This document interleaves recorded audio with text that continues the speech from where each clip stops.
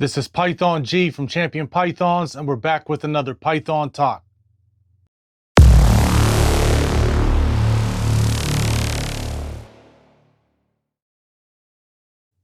Being a snake breeder is exciting, but it shifts the level of focus from an individual pet care to high-level management and a long-term commitment when dealing with these snakes. Today, we're going to give you advice and 5 tips to help you become a better snake breeder if you're just getting in the industry. Number 5, having a business and ethics plan.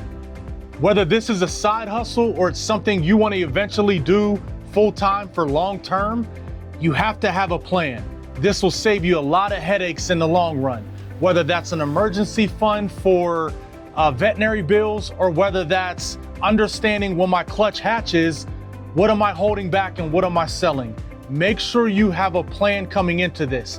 Do not just think you're gonna come into this and I'm gonna wing it and I'm gonna have success, I'm gonna make a lot of money and I'm gonna sell a lot of snakes. Having a plan and being organized is key in this industry. The minute you're unorganized is the minute your whole snake breeding business becomes chaotic and it becomes overwhelming and it's something that you cannot handle.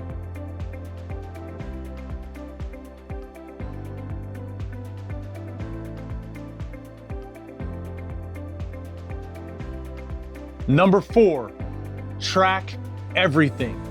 Everything from hatch dates to feeding schedules to sales to costs to expenses. Track everything. The sire, the dam, which is the mother, the father. Make sure you're tracking everything, whether it's with Husbandry Pro, whether it's with a reptile app, it does not matter. Track everything whenever you become a new snake breeder. Do not wait a year later, 2 years later to decide, oh, I'm gonna start tracking things. Make your life easier and track everything from the beginning. You never know if a couple years down the line, one of your customers contact you back and they may not be organized and tracking everything, and they asked you, hey, what was the sire, what was the dam, which is the mother, father of the snake that you sold to me. You wanna have those record keepings, whether it's a Google Doc, whether it's a spreadsheet, Microsoft Word, whatever it is, make sure you track everything. That is the key, and it's very important whenever you first start out being a new snake breeder. Like we said, don't wait 2 to 3 years down the line to decide, now I'm gonna start tracking stuff. Do it from the beginning and make your life easier. Number 3, quality over quantity, especially early when you're becoming a new snake breeder. Invest in powerhouse morphs instead of investing in just random stuff. So many times in this industry, new snake breeders come in and they just start buying.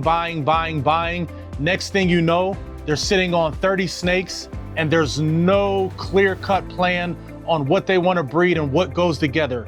Invest in powerhouse morphs early. If that means you're only buying 5 to 6 snakes that are high quality powerhouse morphs, then that's what you do. Instead of buying 26 to 36 snakes and none of them really are anything special, and you're gonna breed things that you don't necessarily want a year later. Also, make sure you're investing in snakes that are coming from clean breeders. Vet those breeders. Quality breeders that you know, when I receive this snake, it's not gonna have mites, it's gonna be well taken care of. That breeder tracked everything and has great record keeping, and just overall, I know the snake I'm getting is a great snake. Quality over quantity.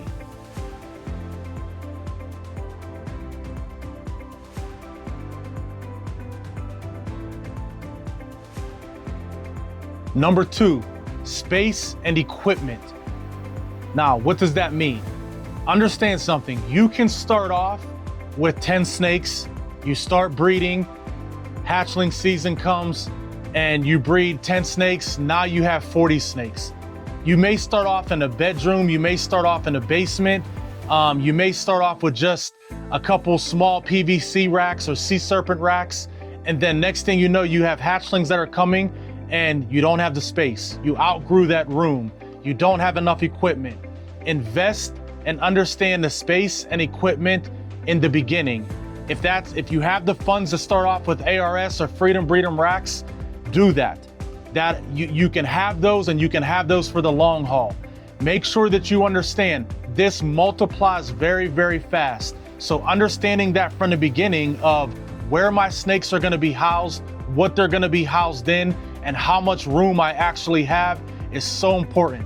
People get excited, they start breeding out of a bedroom or a spare room or a basement, and a year later, they run out of space and they have nowhere for these hatchlings, they have nowhere to put more racks, and now they're selling off items and selling things off for cheap prices, and they're losing some of that investment money. So prepare that from the beginning and know it's better to grow long-term than having a small space and getting too jammed, getting too packed, and next thing you know, I have no room for nothing and I'm losing on my investment. Number one, and we've said it before and we'll say it again, if you want to be a new snake breeder and you want to have success, you have to find a mentor or mentors. This is so important. In any business that's successful, you can never do it alone. Whether it's the restaurant industry, retail industry, technology, the most successful business owners and entrepreneurs never do it alone. They have some form of help along the way. Invest in finding a great mentor or mentors. Someone that you can reach out to ask questions, that'll answer your texts, that'll answer your phone calls, and that you can lean on instead of going through trial and error and maybe screwing up. And remember, these are live animals. These aren't just toys. These aren't just objects. You need to make sure you're doing things the right way so that these animals are thriving. So number one, and what we think is the most important, find a mentor or mentors. Patreon groups, reaching out to people, being a sponge is what we like to call it, and just learning and leaning on someone and different people that have done it before you, that have had success.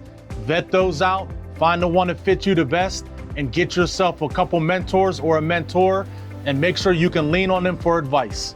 This is Python G from Champion Pythons. Make sure you like, make sure you subscribe, and we'll catch you next time.